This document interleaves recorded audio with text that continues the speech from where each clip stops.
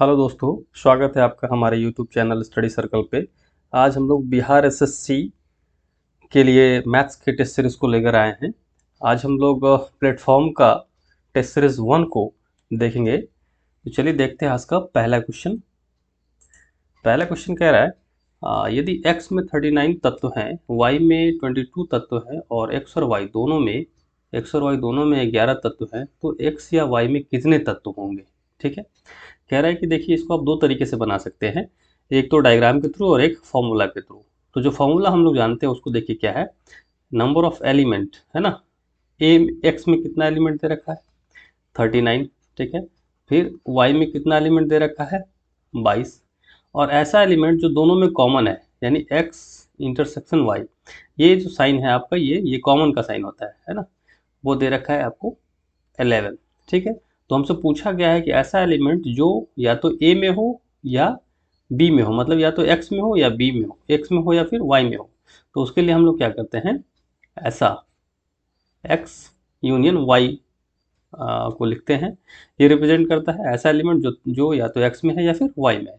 इसका फॉर्मूला होता है N X plus N Y minus of N X intersection Y. तो यहाँ से आपको हर चीज़ को सब्स्टिट्यूट आप कर दीजिए। एन एक्स कितना दे रखा है 39, प्लस एन वाई कितना दे रखा है 22, minus N X intersection Y कितना है 11। तो इसको जब आप कैलकुलेट करेंगे तो 39 और प्लस 22 माइनस 11 कितना हो जाएगा 11। इसको जब आप जोड़ेंगे तो कितना आ जाएगा 50। तो आपका आंसर कितना हो जाएगा डी। ठीक है, अब इसको हम लोग डायग्राम के थ्रू सॉल्व करने की कोशिश करते हैं। देखिए डायग्राम के थ्रू जब सॉल्व करेंगे, वेन डायग्राम बनाएंगे हम लोग। ये देखिए वेन डायग्राम हम लोगों ने बना लिया। ये हमारा x है, ये है y। ठीक है, x में टोटल एलिमेंट हमें दिया हुआ है 39 और y में टोटल एलिमेंट दिया हुआ है 22। ठीक है, और ऐसा एलिमेंट जो दोनों में कॉमन है, x कौन सा हो जाएगा, ये वाला पूरा पार्ट, ये पहला वाला सर्किल जो है ये आपका हो जाएगा x, और दूसरा वाला सर्किल जो है ये आपको पूरा y। ठीक है, अब इस दोनों में कुछ कॉमन है। देखिए कॉमन कितना दे रखा है 11। 11 जो है इस दोनों में कॉमन है, जो कि x में भी है और y में भी है। तो आपसे पूछा गया है कि ऐसा एलिमेंट जो या तो x में हो या फिर y में हो। तो x यूनियन y, ऐसे एलिमेंट की संख्या बतानी है आपको। तो ऐसा कैसे सॉल्व कर सकते हैं, इसमें देखिए ये 11 है और ये टोटल 39 है, ये टोटल 39 है। ठीक है, तो ये खाली वाला पार्ट कितना हो जाएगा, ये खाली वाला पार्ट आपका हो जाएगा 39 माइनस 11। 39 माइनस 11 करेंगे तो ये आपका आ जाएगा 28। ठीक, अब ये ब्लैंक पार्ट आप देख लीजिए, y का ब्लैंक पार्ट कितना हो जाएगा, टोटल 22 है ना, ये पूरा 22 है आपका, और कॉमन 11 है, तो 11 घटाएंगे तो ये आपको मिल जाएगा 11। तो ऐसा एलिमेंट जो या तो x में हो या y में हो, कितना हो जाएगा देखिए, उसकी संख्या हो जाएगी 28 प्लस ये 28, ठीक, प्लस 11 प्लस 11। इसको जब आप जोड़ेंगे तो ये फिर से आपको 50 आ जाएगा। तो आपको दोनों तरीका को जानना है, जिस भी तरीका को आप समझ पाएँ वो आपके लिए बेटर है, बट हमें दोनों तरीका को जानना है। तो आपका आंसर क्या हो जाएगा 50। ठीक है, अब बढ़ते हैं हम लोग नेक्स्ट क्वेश्चन की तरफ। क्वेश्चन नंबर 2 कह रहा है कि 10 वर्ष पूर्व माँ की आयु अपने बेटे से 3 गुनी थी। ठीक है, तो 10 वर्ष पूर्व, देखिए 10 वर्ष पूर्व को लिखते हैं हम लोग -10y, मतलब -10 मतलब 10 साल पहले। बोल रहा है माँ की आयु, तो ऊपर में हम लोग मदर लिख लेते हैं और यहाँ पे सन लिख लेते हैं। तो माँ की आयु बेटे की आयु की 3 गुनी थी, तो बेटा की आयु यदि 1 होगा तो माँ की आयु 3 हो जाएगी। ठीक, अब क्या कह रहा है कि अब माँ की आयु अपने बेटे से केवल 2 गुनी है। अब मतलब वर्तमान में, वर्तमान को हम लोग 0 ईयर से रिप्रेजेंट करते हैं।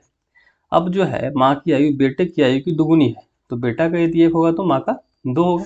ठीक है, अब देखिए ऐसे क्वेश्चन को सॉल्व कैसे हम लोग करते हैं। यहाँ पे जब आप घटाएंगे तो यहाँ पे इक्वल आना चाहिए दोनों में, लेकिन यहाँ पे जब घटा रहे हैं तो देखिए यहाँ पे 0 आ रहा है, 1 में से 1 गया 0, 3 में से 2 गया 1। ठीक है, तो यहाँ पे देखिए दोनों में सेम नहीं है, और यहाँ पे जब आप घटाएंगे तो कितना आ जाएगा, देखिए -10। ठीक है, -10 साल। तो अब कंपेरिजन आप नहीं कर सकते क्योंकि यहाँ पे 1 है, यहाँ पे 0 है। तो यहाँ पे हमें इक्वल लाने के लिए क्या करना पड़ेगा, इन दोनों के बीच का डिफरेंस कितना है देखिए 1, इन दोनों के बीच का डिफरेंस कितना है 2। ठीक, तो हम इस वाले पार्ट को कितना से मल्टीप्लाई करेंगे, इससे, यानी 1 से मल्टीप्लाई कर देंगे, और इस वाले पार्ट को ये 2 से मल्टीप्लाई कर देंगे। ठीक है, क्यों ऐसा क्यों कर रहे हैं, क्योंकि यहाँ पे हम दोनों पे कॉमन लाना चाह रहे हैं, कॉमन संख्या लाना चाह रहे हैं, ताकि इसको हम इक्वेट कर पाएँ इससे 10 से। तो यहाँ पे आ जाएगा आपका 1 से गुना करेंगे तो 3 आ जाएगा, और यहाँ पे आ जाएगा 1। ठीक है, यहाँ पे 2 से गुना करेंगे तो 2 गुने 2 4 आ जाएगा और यहाँ पे 2 आ जाएगा। अब आप घटाइए तो कितना आ जाएगा, 1 में से 2 घटाएंगे तो -1 और 3 में से 4 घटाएंगे तो -1। अब देखिए दोनों कॉमन संख्या आ गया, सेम संख्या आ गया, तो अब हम इक्वेट कर सकते हैं कि -1 बराबर कितना, 10, -1 बराबर -10, तो 1 बराबर कितना हो जाएगा, 10, यानी 1 भाग बराबर कितना आ गया, 10। तो अब हमसे पूछा गया था कि बेटे और माँ की वर्तमान आयु का योग कितना है। बेटे और माँ की वर्तमान आयु का योग कितना है। अब देखिए ये वाला जो है वर्तमान का है और ये 10 साल पहले की आयु है, तो वर्तमान आयु का योग कितना हो जाएगा, 4 भाग और 2 भाग, मतलब 6 भाग। तो 1 भाग बराबर 10 है, तो 6 भाग बराबर कितना हो जाएगा, 10 गुने 6, तो यानी यहाँ पे आ जाएगा 60 वर्ष।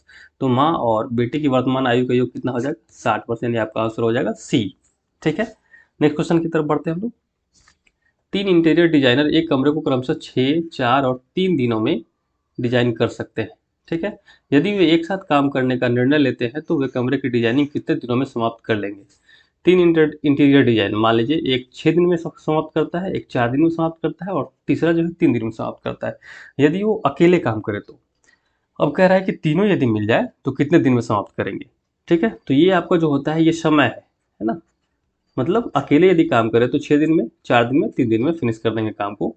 इन तीनों का आप एलसीएम लेंगे, एलसीएम जब लेंगे तो कितना आ जाएगा, ये तीनों का एलसीएम लेंगे तो 12 आपका आ जाएगा।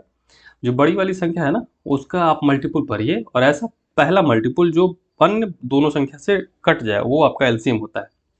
ठीक है, जैसे देखिए 6, 4, 3 का एलसीएम निकालना है तो बड़ी संख्या 6 है, 6 का मल्टीपुल देखिए 6 पहला, दूसरा मल्टीपुल 12, तो 6 जो है वो 3 से तो कट जाएगा देखिए, लेकिन 4 से नहीं कट रहा है।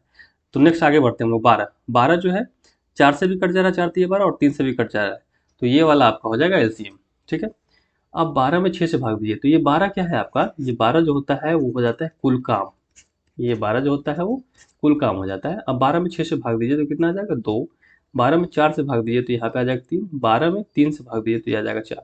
ये आपका क्या है, स्पीड है ना, किस स्पीड से वो काम कर पाएगा, मतलब ए की स्पीड 2 होगी, बी की स्पीड 3 होगी, सी की स्पीड 4 होगी। ठीक है, अब पूछा कि जब तीनों मिल जाएगा, जब तीनों मिल जाएगा तो टोटल काम हमारा है 12, 12 काम करना है, और जब तीनों मिल जाएंगे तो तीनों का स्पीड हम लोग क्या करेंगे, तीनों का स्पीड को हम ऐड कर देंगे, तो तीनों का स्पीड कितना है, 2 + 3 + 4, तो ये हो जाएगा 12/3, 2 5 4 9, तो इसको जब आप कैंसिल करेंगे तो 3 3 9 और 3 चौक 12, तो आपको आ जाएगा 4/3 दिन। ये क्या है, जब तीनों मिल जाएंगे तो 4/3 दिन में काम को समाप्त कर लेंगे, तो आपका आंसर हो जाएगा ए। ठीक है, अब बढ़ते हैं हम लोग नेक्स्ट क्वेश्चन की तरफ। जब एक उत्पाद की कीमत 20% तक कम कर दी गई तो बेची गई संख्या में 40% की वृद्धि हुई, तो कुल आय पर प्रभाव क्या पड़ेगा। देखिए, तो ऐसा प्रश्न जहाँ पे आए जहाँ पे 2% दिया हो, एक बढ़ाए एक घटाए या दोनों बढ़ाए या फिर दोनों घटाए, तो उस क्षेत्र में परसेंटेज प्रभाव जो पड़ेगा वो हो जाएगा A+B+AB/100% का प्रभाव पड़ेगा। ठीक है, तो यहाँ पे देखिए पहला क्या कर रहा है, 20% की कमी हो रही है, देखिए 20% की कमी हो रही है, तो कमी को हम लोग रिप्रेजेंट करेंगे माइनस से, ठीक, और वृद्धि को प्लस से रिप्रेजेंट करेंगे, तो 40% की वृद्धि हो रही है संख्या में, प्लस ए के जगह पे -20, बी के जगह पे 40/100% की कमी होगी। ठीक है, तो अब इसको आप सॉल्व करेंगे तो यहाँ पे आ जाएगा -20 और +40 20, और यहाँ पे आ जाएगा प्लस माइनस माइनस, एक शून्य से यहाँ कट जाएगा, एक शून्य से ये कट जाएगा, तो 4 दूना 8। ठीक, तो ये क्या मिल गया, 12%, तो आपका आंसर क्या हो जाएगा, आंसर नंबर डी। ठीक है, अब बढ़ते हैं हम लोग नेक्स्ट क्वेश्चन की तरफ, क्वेश्चन नंबर 5। 2 अंकों वाली एक संख्या में दाहिने स्थान वाला अंक इकाई स्थान वाले अंक का दोगुना है। ठीक है, तो चलिए मानते हैं हम 2 अंक वाली संख्या, तो ऐसा कुछ होगा xy। ठीक, तो यहाँ पे इकाई अंक y हो गया और दहाई अंक x है। तो प्रश्न में क्या कह रहा है, देखिए प्रश्न में कह रहा है कि 2 अंक वाली संख्या में दहाई अंक जो है यानी x जो है वो इकाई अंक से दोगुना है, यानी y का दोगुना है, दहाई जो है वो इकाई से दोगुना है तो y का दोगुना हो जाएगा, यानी ये पहला ही क्वेश्चन हमारा आ गया। फिर नेक्स्ट देखिए क्या कह रहा है, इस संख्या और मूल संख्या के अंकों का व्युत्क्रम करने से प्राप्त संख्या का योग 99 है। ठीक है, कह रहा है कि इस संख्या, ठीक है, XY संख्या, और इसको उल्टा करते हैं, इसको जब हम उल्टा करते हैं तो इसको उल्टा जब करेंगे तो क्या आ जाएगा हमें yx, ठीक है, क्लियर। अब यहाँ पे यदि आपको संख्या निकालना हो, यहाँ पे यदि संख्या निकालना हो तो संख्या क्या हो जाएगी, देखिए 10x प्लस वाई हो जाएगी, ठीक है, 10x प्लस वाई हो जाएगी। इसको इक्वेशन 1 मान लीजिए, इसको 2 मान लीजिए, क्योंकि जैसे मान लीजिए आपके पास कोई संख्या 63 दिया है, सपोज कीजिए, या 63 ही दिया, तो इसका मतलब क्या हो जाएगा 10 गुने 6, क्योंकि ये दहाई अंक का संख्या है, प्लस 3 गुने 1 लिखिए या सिंपल 3 भी लिख दीजिए, तो क्या हो जाएगा ये 63। तो उसी तरीके से यदि आपके पास एक्स वाई दिया है तो संख्या क्या हो जाएगी 10 इंटू एक्स प्लस वाई, तो यहाँ पे आप लिख सकते हैं 10x प्लस वाई, ये आपकी संख्या आ जाएगी, ठीक। अब कह रहा है कि संख्या को उल्टा कर दे रहे हैं, उल्टा कर देंगे तो हमारे पास संख्या क्या हो जाएगी, देखिए 10y, मतलब इकाई अंक इधर ले आए तो 10y प्लस एक्स, इसको आप इक्वेशन नंबर 3 मान लीजिए। अब कह रहा है कि इस दोनों को, इस संख्या और मूल संख्या के अंकों का व्युत्क्रम करने से प्राप्त संख्या का योग 99, मतलब इसको और इसको जोड़े तो हमें कितना दे दिया है 99। तो चलिए जोड़ देते हैं 10x प्लस वाई, ठीक है, plus 10y plus X equal to कितना दे रखा है 99। तो यहाँ से देखिए 10x और x कितना हो जाएगा 11x प्लस y और 10y कितना हो जाएगा 11y बराबर 99। यहाँ से आप 11 कॉमन ले लीजिए, x प्लस वाई बराबर कितना हो जाएगा 99। तो यहाँ से आपको मिल जाएगा x प्लस वाई बराबर 99/11, तो ये मिल जाएगा 9, ठीक है। अब देखिए एक इक्वेशन मिल गया x plus Y equal to 9। अब यहाँ से देखिए x का वैल्यू हमको क्वेश्चन में दिया है x इक्वल टू 2y, है ना, तो यहाँ से पुट कर दीजिए x की जगह पे 2y plus Y equal to 9, तो यहाँ से मिल जाएगा आपको 3y इक्वल टू 9, तो y इक्वल टू मिल जाएगा 9/3, कितना मिल जाएगा 3, यानी y का वैल्यू आपको मिल गया 3। तो x का वैल्यू आपको कितना मिल जाएगा, x बराबर क्या है 2y, देखिए क्वेश्चन में लिखा है ये x बराबर 2y, तो यहाँ से मिल जाएगा 3 इंटू 2, तो ये मिल जाएगा 6, ठीक है। तो पूछा है कि संख्या क्या है, ठीक है, तो संख्या देखिए यहाँ पे क्या हो जाएगा एक्स वाई, तो एक्स की जगह पे आपको कितना आ गया 6 और वाई की जगह पे 3, ठीक, या यहाँ से भी आप निकाल सकते हैं 10 इंटू एक्स, एक्स की जगह पे 6 और वाई की जगह पे 3, तो ये आ जाएगा 60 और प्लस 3 63। तो इस तरीके से आपका आंसर क्या हो जाएगा ए, ठीक है। चलिए नेक्स्ट पढ़ते हैं हम लोग क्वेश्चन नंबर 6 की तरफ। देखिए कह रहा है कि स्पिरिट में किस अनुपात में पानी मिलाना चाहिए ताकि लागत मूल्य पर बेचते हुए 16.2/3% का लाभ कमाया जा सके। तो देखिए इस तरीके के प्रश्न जहाँ भी है उसको आप कैसे सॉल्व करेंगे। देखिए जैसे ही बोल रहा है कि 16.5% का लाभ हो, ठीक है, 16.5% का लाभ, तो इसको आप चेंज करेंगे तो 16×48 तो 50/3%। अब इसको आप पूर्णांक में चेंज कर लीजिए तो 50/3, अब परसेंटेज का मतलब क्या होता है डिवाइडेड बाई 100, तो इतना 50/3 और गुने 1/100 आ जाएगा। यहाँ से मिल जाएगा आपको 50 दूना तो 1/6, ठीक। इसका मतलब क्या होगा, देखिए इसको आप जब सिंप्लीफाइड फॉर्म में तोड़े फ्रैक्शन में तो ये आ गया 1/6। इसका मतलब ये हुआ कि यदि आपको 16.5% का लाभ चाहिए तो 6 पार्ट यदि मिक्सर है तो उसमें आपको 1 पार्ट पानी मिलाना पड़ेगा, 6 पार्ट यदि मिक्सर है तो उसमें 1 पार्ट पानी मिलाना पड़ेगा, यानी इसका आंसर क्या हो जाएगा आंसर नंबर ए, ठीक है। नेक्स्ट पढ़ते हैं हम। किसी सप्ताह के प्रथम 4 दिनों का औसत तापमान 37 डिग्री सेल्सियस है। देखिए अब मान लीजिए कोई सप्ताह है, तो यहाँ से सप्ताह में 7 दिन होते हैं, तो यहाँ से पहला दिन से लेकर के चौथा दिन का औसत दे रखा है 37 डिग्री, ठीक है। तो औसत 37 डिग्री है और दिन कितना है 4 दिन, तो कुल तापमान कितना हो जाएगा 37 गुने 4 प्रथम 4 दिन का, तो ये हो जाएगा 7 चौका 28 और 4 तिया 12 और 2 14, ठीक है। अब कह रहा है कि अंतिम 4 दिनों का औसत 41 डिग्री है।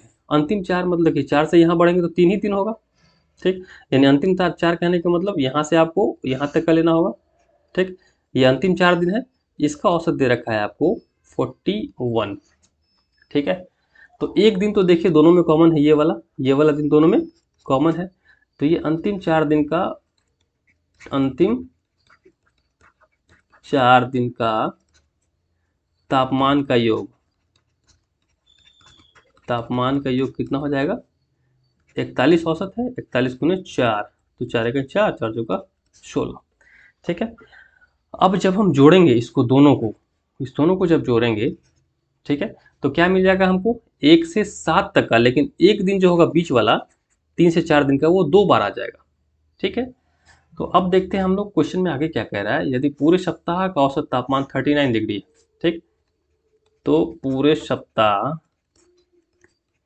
का तापमान का योग कितना हो जाएगा। पूरे सप्ताह में 7 दिन होता है और औसत औसत दे रखा है 39, तो ये हो जाएगा 9 7 63 3 6 7 21 और 6 27। ठीक है, तो हमें निकालना है कि चौथे दिन का तापमान क्या होगा। तो चौथे दिन का तापमान क्या होगा, इस टोटल टेम्परेचर में से हम क्या करें, इसको यहाँ से यहाँ को घटा दें, ठीक, और यहाँ से यहाँ को घटा दें। ठीक है, तो हमारा काम क्या मिल जाएगा, देखिए यहाँ से यहाँ मिला है और फिर यहाँ से यहाँ मिला है। ठीक, तो यदि हम इस टोटल में से इसको और इसको घटा दें, ठीक, तो हमको एक ये मिल जाएगा। ठीक है, तो हम बोल सकते हैं चौथे दिन का तापमान बराबर 273 को घटाना पड़ेगा किस में से 1 प्लस 2 को जोड़ के। तो चौथे दिन का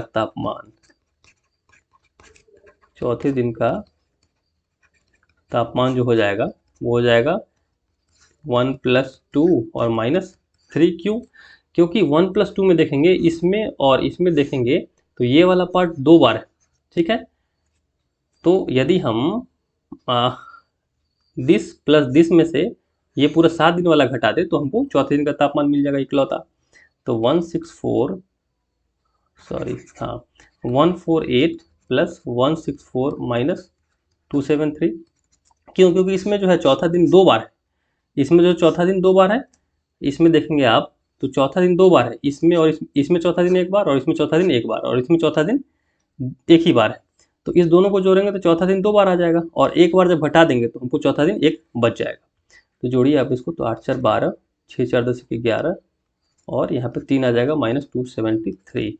अब जब इसको सॉल्व करेंगे आप तो यहाँ पे आ जाएगा कितना, 73 है, तो 27 और 12 39। ठीक है, 39 डिग्री सेल्सियस, तो आपका आंसर हो जाएगा सी। ठीक है, ये आपको समझ में आ गया होगा। फिर से मैं एक बार रिकैप कर दूं। देखिए, प्रथम 4 दिन, अंतिम 4 दिन। ठीक है, तो इसमें ये वाला चौथा दिन जो था वो 2 बार जुड़ गया था। ठीक, तो हमें एक बार यदि हटा दे तो हमको अंतिम चौथा दिन का मिल जाएगा। तो और हमें 7 दिन का दे रखा था कितना, टोटल टेम्परेचर 273। तो इसमें चौथा दिन 1 बार है, और इस दोनों को जोड़ने पर चौथा दिन का 2 बार हो गया। ठीक है, तो एक बार यदि इसमें से घटा दे, इसको और इसको जोड़ करके हम इसको घटा देंगे तो हमको एक दिन का चौथे दिन का टेम्परेचर मिल जाएगा, जो कि हमें मिलेगा 39 डिग्री सेल्सियस। चलिए आगे बढ़ते हैं क्वेश्चन नंबर 8 की तरफ। 3 अंकों में से पहला दूसरे का 2 गुना। देखिए 3 अंक है दिया हुआ, जिसमें से कि पहला है ना, पहला जो है वो दूसरे का 2 गुना है। ठीक है, दूसरा हमने मान लिया y का 2 गुना है पहला, तथा तीसरे का आधा है। तीसरे का आधा, तो तीसरा मान लीजिए आप क्या है, तीसरा जो है z मान ले, z का आधा है पहला। यदि तीनों अंकों का औसत 56 है तो तीनों अंकों का सही क्रम क्या होगा। तीनों अंकों का औसत दे रखा है 56। तो चलिए हम लोग ऐसे लिख सकते हैं कि इसको x = 2y = z/2, और इस सभी को बराबर समथिंग मान ले k के। ठीक है, तो यहाँ से क्या मिल जाएगा, देखिए x = k, y = क्या मिल जाएगा, k/2। देखिए इस दोनों को जब कंपेयर करेंगे आप तो क्या मिलेगा, देखिए 2y = k, तो y = k/2। अब z = क्या मिलेगा, देखिए तो इस दोनों को जब कंपेयर करेंगे आप तो z/2 = k, तो z = क्या मिल जाएगा, 2k। ठीक है, तो यहाँ मिल जाएगा 2k। अब x अनुपात y अनुपात z आप करेंगे तो क्या मिल जाएगा, k/k/2 अब 2 यहाँ पे नीचे है तो मल्टीप्लाई कर दीजिए सबसे, तो मिल जाएगा 2k अनुपात k अनुपात 2 दूना 4k। तो k से k कैंसिल हो गया, तो मिला आपको 2:1:4, यानी आपको मिल गया x अनुपात y अनुपात z का वैल्यू मिल गया 2:1:4। ठीक है, अब कह रहा है कि इन तीनों का औसत 56 है। इन तीनों का औसत कितना है, 56। तो चलिए औसत निकालने के लिए क्या करते हैं, तीनों भाग को जोड़ेंगे, ठीक, और 3 से डिवाइड करेंगे। तो कितना हो गया, 4 1 5 और 2 7/3 भाग, 60/3 भाग बराबर कितना दे रखा है, 56। तो एक भाग बराबर हो जाएगा 56 × 3/7। तो 7 से 7 8 56, यानी 8 3 24, यानी कि क्या मिला हमें, एक भाग बराबर 24। ठीक, तो हमें क्या दिया हुआ था देखिए, 2 1 4। ठीक है, तो 2 1 4 था अनुपात, तो 1 भाग बराबर 24, तो 2 भाग बराबर कितना हो जाएगा 48। 1 भाग बराबर 24, तो 4 भाग बराबर 24 का 96। तो हमारा आंसर क्या हो जाएगा देखिए, तो 3 अंकों का सही क्रम। तो यहाँ देखिए 48 24 96, 48 24 96 कहाँ पे है, ऑप्शन नंबर बी में। तो हमारा आंसर सही क्या हो जाएगा, बी। चलिए देखते हैं क्वेश्चन नंबर 9। एक टंकी में 3 नल ए बी सी लगे हैं। नल ए तथा नल बी क्रमशः टंकी को 36 घंटे 48 घंटे में भर सकते हैं। ठीक है, चलिए ए बी सी लगे टंकी में 3 नल है।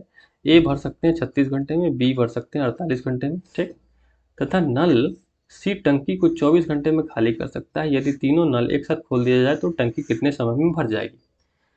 और सी खाली कर सकता है कितने में, 24 घंटे में। तो माइनस दे रखा है यहाँ पे, हमने माइनस दिया क्यों, क्योंकि ये खाली कर रहा है। अब तीनों का जब आप एलसीएम लेंगे तो एलसीएम कितना आ जाएगा देखिए, एलसीएम जब आप लेंगे देखिए 36 48 और 24 का एलसीएम जब लेंगे आप, ठीक, तो यहाँ से आप कितना ले सकते हैं, आप 2 से कर दें, एक मिनट, यहाँ पे 2 से करेंगे तो ये आ जाएगा, 2 से आप 12 से कर दी, क्योंकि 12 से सब डिविजिबल है। तो 12 3 36, 12 चौक 48, 12 दूना 24। ठीक, फिर 2 से करें तो 3 2 1। तो इसका एलसीएम कितना आ जाएगा देखिए, 12 दूना 24 गुने 3 गुने 2, तो 24 3 72 दूना 144। ठीक है, यहाँ पे बीच में कितना डाल देंगे हम लोग, 144। ये क्या होगा, कुल काम जितना हमको काम करना है, यानी 144 भाग हमें भरना है। और समय कितना दे रखा है, ए 36 घंटे में भरता है, बी 48 घंटे में, और सी 24 घंटे में खाली करता है। अब देखिए 144 36 में भाग देंगे तो क्या आ जाएगा, 36 चौका आ जाएगा 144। देखिए 36 को 4 से गुना करेंगे तो 6 24, 4 12 तो 14। ठीक है, अब इसमें देंगे तो ये 3 पार्ट में कटेगा, इसको करेंगे तो 24 छक्का 6 चौक 24, 14। ठीक, तो ये 6 यानी 6 की स्पीड से खाली कर रहा होगा, ये 4 की स्पीड से भर रहा होगा, ये 3 की स्पीड से भर रहा होगा। तो कह रहा है कि तीनों यदि साथ खोल दिया जाए तो कितने समय में भर देगा। तो 144 भाग भरना है हमें, ये 4 की स्पीड से भर रहा है, ये 3 की स्पीड से भर रहा है, और ये -6 की स्पीड से खाली कर रहा है। तो 144 अपॉन 7 - 6 1, यानी कितना देर में भरेगा ये, 144 घंटे में भरेगा। ठीक है, अब बढ़ते हैं नेक्स्ट क्वेश्चन की तरफ। क्वेश्चन नंबर 10 कह रहा है कि 1100 रुपये अंकित मूल्य वाली एक साइकिल को 10% बट्टा देने के बाद एक दुकानदार को 10% का लाभ होता है, तो साइकिल का क्रय मूल्य क्या है। देखिए 1100 रुपया का सामान है, ठीक है, उस पर हमने 10% बट्टा दिया। ठीक है, तो 10% बट्टा जब देंगे तो कितना आ जाएगा यहाँ पे, 1100 का 90%, 1100 का 90% हो जाएगा यहाँ पे। तो 1100 का 90% करेंगे तो 11 9 99, 990 रुपया आ जाएगा। यानी हम सामान को बेच रहे हैं 990 रुपया में, फिर भी हमको लाभ कितना हो रहा है, 10% का गेन हो रहा है, 10% का लाभ हो रहा है। तो बोल रहा है कि सीपी कितना होगा। ठीक है, मतलब क्रय मूल्य कितना होगा। तो देखिए हमको दे रखा है विक्रय मूल्य, विक्रय मूल्य 990। ठीक, गेन परसेंटेज दे रखा है 10%, और आपको निकालना है सीपी मतलब क्रय मूल्य। तो देखिए हम लोग क्या कर सकते हैं, जब 10% लाभ है मतलब क्या कि 110% हमने कितने में बेचा, 110% में बेचा होगा, क्योंकि यदि क्रय मूल्य जो होता है वो 100% है, 100% होता है, और 10% यदि लाभ हो रहा है तो 110% हो जाएगा। यहाँ पे 110% बराबर कितना दे रखा है, 990। तो 1% बराबर कितना हो जाएगा, 990 अपॉन 110। तो 100%, 100% मतलब क्रय मूल्य, कोई भी चीज़ का क्रय मूल्य कितना परसेंट होता है, 100%। तो 100% निकालना है आपको। तो 990 बट्टे 110 गुने 100, तो यहाँ से कट जाएगा 11 9 99, 9 गुने 100 तो 900। तो आपका आंसर क्या हो जाएगा यहाँ पे, 900। ठीक है, यदि यहाँ पे 10% हानि दिया होता तब क्या करते हैं हम लोग, तब हम करते 90%, क्योंकि 100 में से 100% हमारा सीपी होता, 10% हानि तो -10 करते, तो 90% बराबर करते हैं हम लोग 990। लेकिन क्वेश्चन में हमें क्या दिया है, 10% लाभ, इसीलिए हम लोग यहाँ पे लेंगे 110% बराबर 990।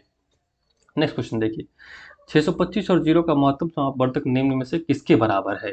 देखिए महत्तम समापवर्तक को इंग्लिश में बोलते हैं एचसीएफ। एचसीएफ मतलब highest common factor, highest common factor. ठीक है, मतलब ऐसा फैक्टर जो हाईएस्ट हो और दोनों में कॉमन हो। ठीक है, तो चलिए 625 का यदि फैक्टराइजेशन आप निकालेंगे तो क्या लिख सकते हैं, 1 गुने 625। ठीक है, मान लीजिए इस तरीके से, या फिर आप जीरो को कैसे लिख सकते हैं, जीरो गुने आप यहाँ पे 625 आप लिख सकते हैं। ठीक है, तो यहाँ पे क्या आ जाएगा, दोनों में कॉमन क्या संख्या है, 625। ठीक है, तो यहाँ पे आपका जो है महत्तम समापवर्तक क्या आ जाएगा, हाईएस्ट कॉमन फैक्टर क्या हो जाएगा, 625। ठीक है, नेक्स्ट पढ़ते हैं हम लोग, नेक्स्ट क्वेश्चन नंबर 12 की तरफ बढ़ते हैं। मेरे द्वारा 7250, मेरे पास 7250 रुपया है। देखिए 7250 रुपया है। मैं धन को इस प्रकार से बांटना चाहता हूँ कि मेरे द्वारा बांटी गई राशि उन लोगों की संख्या के बराबर हो जिन्हें मैं धन दान करता हूँ। मतलब इसको मैं ऐसे बांटना चाहता हूँ कि यदि x रुपया बांटूँ तो x लोगों को ही मिले। ठीक है, मतलब जितने लोग हैं उनको उतना ही पैसा मिले। मतलब 5 लोगों में बांट रहा हूँ तो प्रत्येक को 5-5 रुपया ही दूंगा। ठीक, तो कह रहे हैं कि ऊपर बताई गई शर्तों को पूरा करने के लिए हेतु मुझे अपनी जेब में कितने रुपए न्यूनतम राशि रखने होंगे।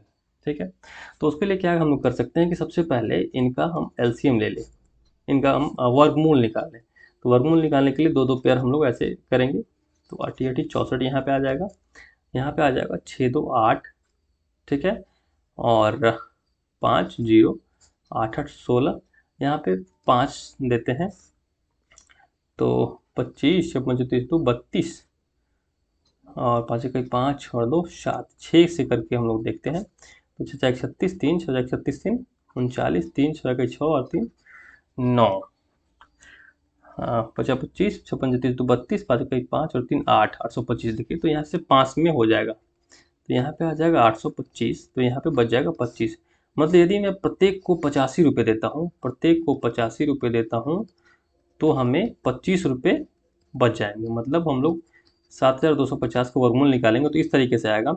मतलब हम लोग 85 रुपये प्रत्येक को दे सकते हैं, उसके बाद हमारे पास कितने बचेंगे, 25 रुपया। तो वही कह रहा है कि ऊपर बताई गई शर्तों को पूरा करने हेतु मुझे अपनी जेब में कितने रुपए रखने पड़ेंगे। यानी मैं 25 रुपये अपने जेब में रख लूंगा, बाकी को मैं बांटूंगा तो सभी को 85 लोगों को 85 रुपये के हिसाब से मिलेगा।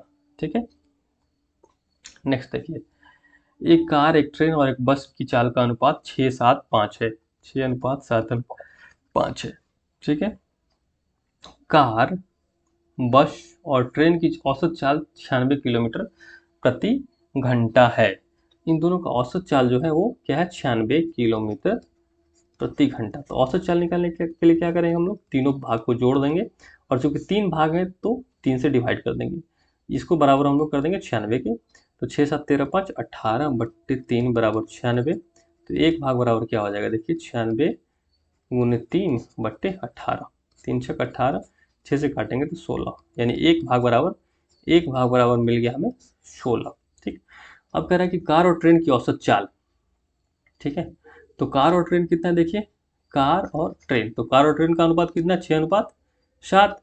औसत चाल बोल रहा है, तो एक भाग बराबर 16, तो कार और ट्रेन का भाग कितना है, 6 + 7 यानी 13।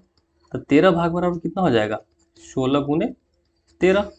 अब हमें इसका औसत निकालना है, तो औसत निकालने के लिए क्या करेंगे, ये तो टोटल हो गया और 2 से डिवाइड करना पड़ेगा, क्योंकि कार और ट्रेन 2 पार्ट है, 2 से डिवाइड करना पड़ेगा। तो 2 8 16, 13 8 3 24, 8 का 8 और 2 10, यानी 104 किलोमीटर प्रति घंटा हो जाएगा। यानी इसका आंसर क्या हो जाएगा, ए। ठीक है, नेक्स्ट पढ़ते हैं हम लोग क्वेश्चन नंबर 14 की तरफ। एक निश्चित परीक्षा में 120 उम्मीदवार द्वारा प्राप्त अंकों का औसत 35 है। यानी 120 उम्मीदवार है आपके पास, इनका औसत दे रखा है 35। यदि उत्तीर्ण उम्मीदवारों के औसत अंक 40 हैं, ठीक, यानी उत्तीर्ण उम्मीदवार जो हैं आपके, इनके औसत अंक कितने हैं, 40 हैं, और असफल उम्मीदवार के औसत अंक कितने हैं, 16 है। ठीक, और टोटल उम्मीदवार के औसत अंक 35 है। तो पूछा जा रहा है आपके पास, तो पूछा जा रहा है कि परीक्षा में उत्तीर्ण होने वाले उम्मीदवारों की संख्या क्या है। तो इसको कैसे बनाएंगे हम लोग, देखिए इसको हम लोग ऐसे करके घटाते हैं। 40 में से 35 गया तो 5 हो जाएगा, 35 में से 16 गया तो ये हो जाएगा आपका 19। ठीक है, तो यहाँ से क्या मिल रहा है हमें कि 19 भाग जो है उत्तीर्ण है और 5 भाग असफल है। तो टोटल भाग कितना हो जाएगा, 19 + 5 बराबर 24 भाग। अब अपने पास बच्चे कितने हैं, टोटल 24 भाग बराबर कितना दे रखा है, 120 उम्मीदवार है। टोटल उम्मीदवार कितने हैं 120, और यहाँ पे हमें कितने मिल रहे हैं भाग में 19 5 24, तो 24 बराबर 120, तो 1 बराबर कितना हो जाएगा 5। तो अपने से पूछा था उत्तीर्ण होने वाले उम्मीदवारों की संख्या क्या है, तो उत्तीर्ण होने वाले उम्मीदवार कितना है 19 भाग, तो 1 भाग बराबर 5, तो 19 भाग बराबर कितना हो जाएगा 5 गुने 19 बराबर 19 पचे 95, यानी उत्तीर्ण उम्मीदवारों की संख्या क्या हो जाएगी 95, यानी आंसर क्या हो जाएगा डी। नेक्स्ट पढ़ते हैं, वो न्यूनतम संख्या जो 12 15 या 18 से विभाजित करने पर शेषफल शून्य देती हो। ठीक है, शेषफल शून्य देती हो, जहाँ भी न्यूनतम आए वहाँ पे हम लोग तीनों का एलसीएम लेंगे, तो 12 15 18 के जब आप एलसीएम लेंगे तो आप यहाँ पे 2 से डिवाइड करेंगे तो 6 15 9, अब यहाँ पे 3 से डिवाइड करेंगे तो 3 दूना 6 3 पचे 15 3 तिया 9, एलसीएम क्या आ जाएगा देखिए, 2 तिया 6 2 9 12 12 12 पंचे 60 60 तिया 180, यानी 180।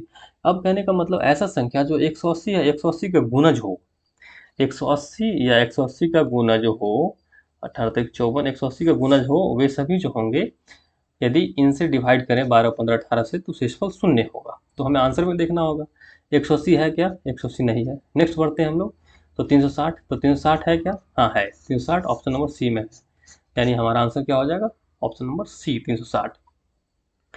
नेक्स्ट क्वेश्चन देखिए, 230 मिनट 240 सेकंड को घंटों में व्यक्त करें।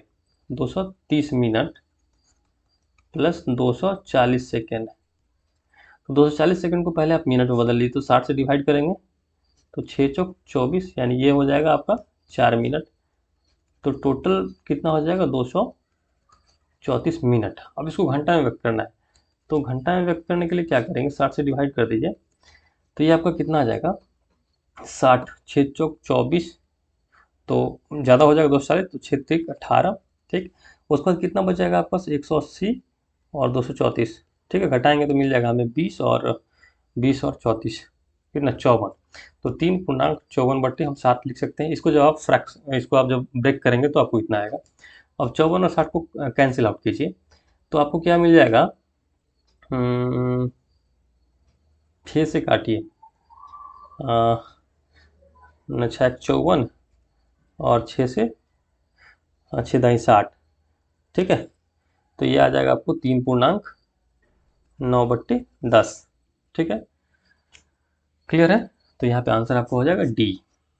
नेक्स्ट पढ़ते हैं हम लोग, 0.07359 में 3 का स्थानीय मान कितना है, ये 3 का स्थानीय मान कितना है, तो 3 लिख देंगे अपॉन डेसिमल की जगह पे हम 1 लिख देंगे, और 1 के बाद 3 तक चलेंगे, तो 1 2 3 संख्या है, तो 3 0 हम यहाँ पे दे देंगे, तो ये आपका स्थानीय मान हो जाएगा।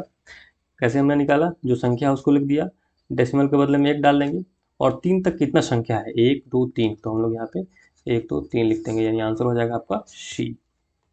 नेक्स्ट बढ़ते हैं, एक व्यक्ति अपने मासिक वेतन का 1/3 भाग कपड़ों पर खर्च करता है, शेष का देखिए 1/3 भाग कपड़ों पर खर्च करता है, तो शेष कितना हो जाएगा, शेष हो जाएगा चूंकि टोटल भाग 1 होता है, तो शेष हो जाएगा 1 - 1/3, तो 2/3। देखिए 3 भाग खर्च कर दिया, 3 भाग में 1 भाग खर्च कर दिया, तो कितना भाग बचेगा 2 भाग, 2/3।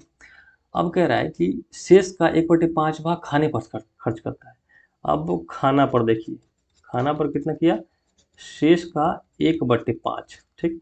तो अब शेष कितना रखा, अब शेष कितना बचा, अब शेष बचेगा 2/3 तो था उसके पास, उसका 1/5 खर्च कर दिया, यानी 5 में से 1 खर्च कर दिया, तो अब कितना बचा शेष 4/5 भाग बटा। अब कह रहा है कि शेष का 1/4 भाग यात्रा पर खर्च करता है, तो अब इसका यात्रा पर कितना खर्च किया देखिए शेष का, तो शेष हमारे पास बच गया है 2/3 गुने 4/5, इसका यात्रा पे खर्च करता है कितना 1/4, तो अब शेष कितना बचा, शेष देखिए 2/3 गुने 4/5, इतना हमारे पास शेष था, उसका 1/4 खर्च कर दिया यात्रा पे, तो 3/4 बच जाएगा हमें, क्योंकि 4 भाग खर्च कर दिया तो 3 भाग बचेगा। अब कह रहा है कि यदि इसके बाद भी उसके पास 3250 रुपया है, यानी शेष हमारे पास इतना भाग बटा, ये बराबर दे रहा है 3250 प्रश्नानुसार, तो उसका मासिक वेतन कितना होगा, ठीक। तो इसको कैंसिल आउट करेंगे हम, 4 से 4 कैंसिल हो जाएगा, 3 से 3 कैंसिल हो जाएगा, और 2/5 भाग बराबर 3250, तो यहाँ से 1 बराबर क्या मिल जाएगा 3250 गुने 5/2, तो यहाँ से जब आप कैंसिल आउट करेंगे तो 1625 गुने 5, तो 25 पंच 125, 1 16 पंच 80, 8125, यानी हमें टोटल भाग कितना होगा उसके पास 8125, यानी 8125 उसका मासिक वेतन होगा। तो आंसर क्या हो जाएगा, answer number B. Next, Sumit के पास कुछ 100 रुपये वाले तथा शेष 50 रुपये वाले 85 नोट है। ठीक है, टोटल नोट की संख्या कितनी है, 85। इन सभी नोटों का कुल मूल्य 5,000 रुपया है। उसके पास 50 रुपये वाले नोटों की कुल संख्या कितनी है। तो मान लीजिए 50 रुपये वाले नोटों की संख्या x है, तो 100 रुपये वाले नोटों की संख्या कितनी हो जाएगी, 85 माइनस एक्स, क्योंकि टोटल नोट 85 है। अब कह रहा है कि मूल्य, तो 50 नोट का मूल्य कितना हो जाएगा, 50 गुने एक्स। इसका मूल्य कितना हो जाएगा, 100 गुने 85 माइनस एक्स। ठीक है, तो दोनों को मिलाकर के हमें मूल्य दे रखा है कितना, 5,000। ठीक है, तो कुल मूल्य जो दे रखा है प्रश्न के अनुसार वो है 85x प्लस 100 गुने 85 माइनस एक्स बराबर दे रखा है 5,000। तो हमें पूछा है कि x का वैल्यू कितना, मतलब 50 रुपये वाले नोटों की संख्या कितनी होगी। तो 50x प्लस 8500 माइनस 100x बराबर 5,000। तो यहाँ से देखिए 50x में से यदि आप 100x घटाएंगे तो यहाँ पे आ जाएगा माइनस 85x बराबर 5,000 माइनस 8500। तो ये आ जाएगा माइनस ऑफ 3500, माइनस ऑफ 3500 बराबर 50x। अब देखिए माइनस से माइनस तो कैंसिल हो जाएगा, x बराबर क्या मिलेगा आपको, 3500 बटे 50, तो 5 सत्ते 35, तो यहाँ हो जाएगा आपको 70।